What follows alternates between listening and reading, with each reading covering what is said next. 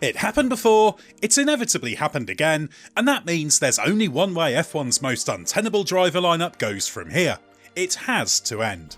Alpine's warring pair Esteban Ocon and Pierre had a dramatic collision in the Monaco Grand Prix that sparked outrage from team principal Bruno Famin, who threatened more consequences for Ocon, who was to blame. It's not the first time they've clashed as teammates, and unless Alpine punishes Ocon so severely he never drives for the team again, there's a very good chance it won't be the last. We're not expecting a permanent early end to Ocon's Alpine career as a result of this, although as we record this video, we cannot completely rule out him being benched for a race as Alpine weighs up further punishment. Putting Ocon on the sidelines and fielding reserve driver Jack Doohan, who is a candidate for a 2025 Alpine seat, would be a harsh but very interesting way of teaching Ocon a lesson, and the fact that, right here and now, it cannot be discounted because it's not an idle threat tells you how seriously Alpine is taking this. Ocon's first lap lunge ended with his car being pitched into the air, caused his retirement from the Grand Prix, and could have done the same to Gasly too, although fortunately Gasly was able to continue running with repairs under the red flag and, eventually,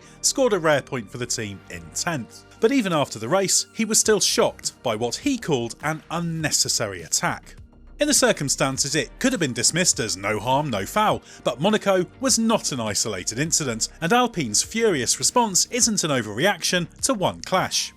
It's what it represents, that petty individual squabbles cannot be put aside for the good of the team. The only way to resolve that in the long term is for one driver to leave, and it seems pretty clear which way that's going. Alpine is believed to have an option on Gasly's services for 2025, and Ocon's widely expected to be departing at the end of the season. His exit won't be a direct reaction to what happened in Monaco, but it's obviously linked to the circumstances that made what happened possible. And frankly, this teammate pairing should never have been allowed in the first place.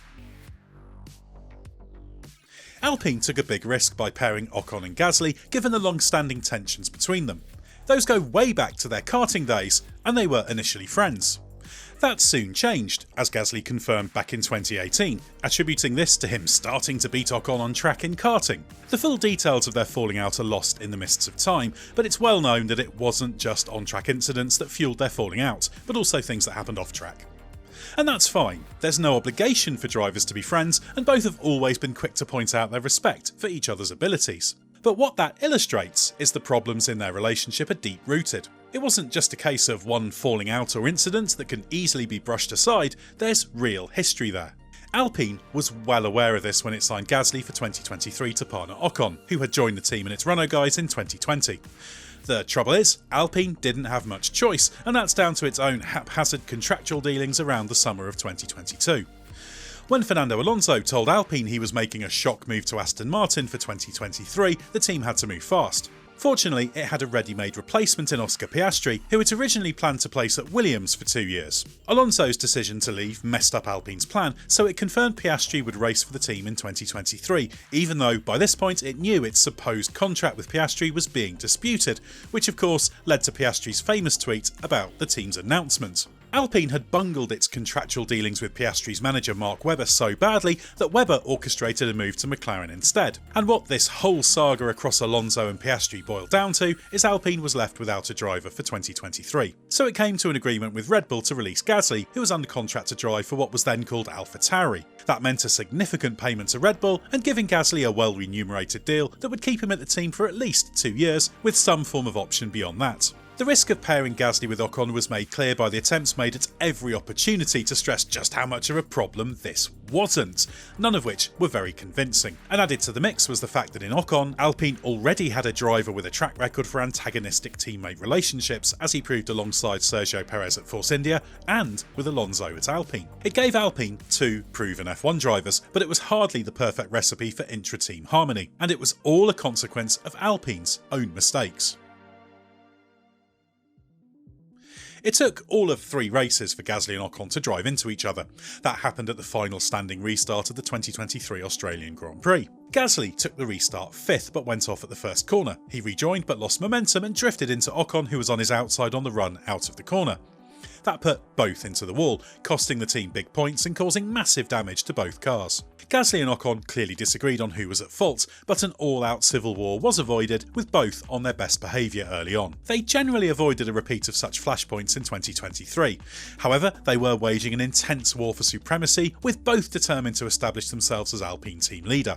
And while across the season they were evenly matched, the momentum did swing in Gasly's favour in the second half of the year. That was thanks to him working hard to modify the way the team worked with him and becoming more familiar with a car that was very different to the one he had at AlphaTauri. While it's fair to say that Gasly doesn't have the widest window of car characteristics in terms of his preferences, with a predictable rear end that gives him the ability to attack the corner on the brakes and turn in positively, he can be as quick as anyone. By the end of the year, he was even willing to subtly twist the knife on Ocon, telling F1's Beyond the Grid podcast that he had to personally manage the interactions with Ocon to avoid what he called an unhealthy rivalry developing. For his part, Ocon played down any such problems in his public statements and always stressed he was working hard to the benefit of the team. But in 2024, despite Ocon having the clear upper hand in the early stages of this season as Alpine struggled with its car, cracks have started to appear. It became clear long before Monaco that Alpine was looking to replace the out-of-contract Ocon.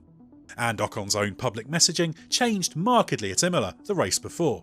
Previously, he had talked of his focus being on Alpine, and while he was still saying that, suddenly he was talking about needing to get a new deal somewhere, anywhere, as quickly as possible. His management, and remember he's part of the Mercedes Toto Wolff stable, has long been talking to other teams, including Williams. He stressed he didn't want a repeat of the season on the sidelines of 2019 after new Racing Point team owner Lawrence Stroll sidelined him in favour of son Lance. So it's perhaps no surprise he's incentivised to go on the attack and race for himself.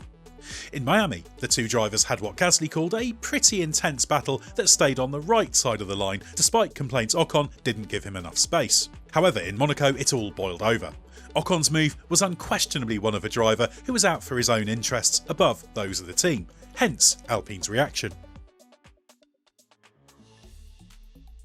The only silver lining to all this is that managing Ocon and Gasly is not going to be a problem the team has to worry about for much longer. As F1's silly season has developed, Ocon has been repeatedly linked with a move away to one of Williams, Haas or the Sauber Audi project, while Gasly has not. And when we asked Gasly early in the Monaco weekend about his place in the driver market and whether he was looking at what options there could be, his cagey response suggested he knew he was going nowhere. So all expectations are that this will be a Gasly +1 combination in 2025, and that must be for the best. If Gasly is perceived to be the driver with higher potential and a contract option for 2025, then dumping Ocon gives Alpine the end to this internal tension that it seeks, and it allows Ocon to seek another opportunity after 5 seasons with the team. Ocon is a very accomplished driver, has performed well in substandard machinery this year, and is still the man who took the first victory for the revived Renault Works team back in 2021 in Hungary. But his approach is not going to change, and Alpine has a growing desire to avoid these two being together for any longer than they have to be. Monaco only underlined that, given it realised Alpine's biggest fear, one that had been discussed that very morning. Gasly effectively accused Ocon of breaking a pre-race agreement to prioritise the car that qualified ahead in the race and avoid jeopardising a rare points finish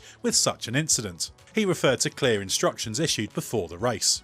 That also explains why Ocon was contrite about what happened, later accepting the blame with a social media post. And the way Alpine team principal Bruno Famin reacted so emotionally in the heat of the moment suggests he agreed with Gasly's version of events, that Ocon did exactly what he was told not to do. Famin has still not really elaborated properly on that in-race French television interview in which he pinned the blame wholly on Ocon and threatened consequences, but there's nothing else he really needs to say unless there is a big public reaction coming. As we mentioned right at the start of this video, handing Doohan, who is being given extensive testing mileage in Alpine's 2022 car this year, a real-world audition in the Canadian Grand Prix would send a hell of a message.